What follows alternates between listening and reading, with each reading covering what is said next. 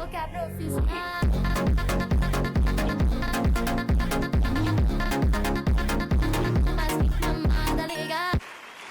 what's up guys, it's Jev here from Jev Edits, and today you will learn how to make a reverse edit on CapCut. So it's pretty simple.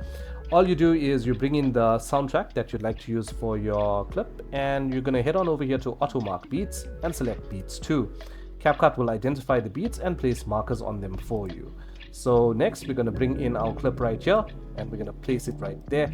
So basically I want my clip to start from this marker and finish off here at this marker. So as it is, the clip is a little bit overshooting that marker, so I'm just going to bring it in and adjust it like that. So once that's in place, I'm going to go ahead and click speed, and I'm going to change the speed of this clip to 0.3x. I'm now going to hit smooth slow-mo and select optical flow for better quality. So bear in mind, if you have a Twixtor clip, the clip would already be slowed down, so you don't really need to do this. So skip this step if you have a Twixtor clip. So currently we are using a normal speed clip, and all we're doing here is making it slow down so it actually matches the same pacing or same speed as a Twixtor clip would be. So now once that's smoothened out, it's nice and slow, and this is what we should have. Okay, cool. So next we're gonna hit Alt and G to make this into a compound clip, and we're gonna head on over to speed again.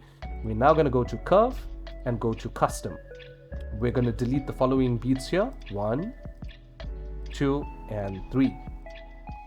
Next, I'm going to take this beginning dot and I'm going to ramp it up by dragging it up slowly. So as I'm doing this, you could see on the timeline that the clip is beginning to shorten down, and I want to take it into that first beat that we had it on when we first placed our clip in. So now it's synced to the beat. Okay, great. So next up, I'm going to add in our keyframes right here. So I'm going to add in the first keyframe at the start of the clip, and I'm going to go ahead here and I'm going to scale this in by zooming in right there. You can zoom in as much as you want, and I'm going to click on this keyframe and just drag it to the end just to place that in place so the whole clip is covered. Okay, great. So next I'm going to hit Alt and K, and I'm just going to zoom in here a bit, and I'm going to select preset curves. I'm now going to select cubic out, and then I'm going to close this window.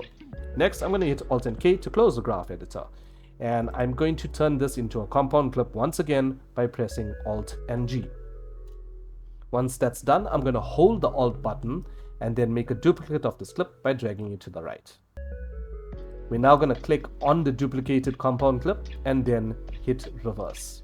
CapCut will reverse this clip for us, and then now if we play it back, we should have our reverse edit complete, and that's what we're looking at. There we go.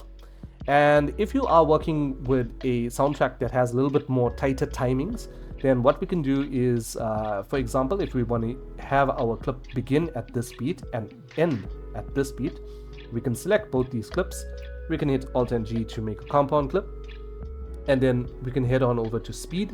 We're going to go to the standard tab, and I'm going to pull the slider up to increase the speed of the clip.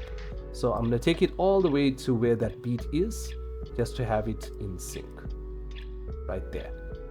Perfect. So now if we play it back, that's our clip. It's more quicker with tighter timings. All right.